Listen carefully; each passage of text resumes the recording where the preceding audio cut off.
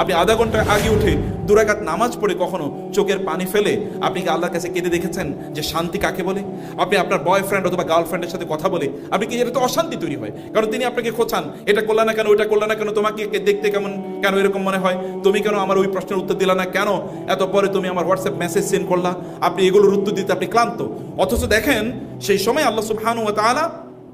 যখন আপনি দাঁড়ান, আপনার মানসিক সকল অস্থিরতা দূর হয়ে যায়, ফ্রেশ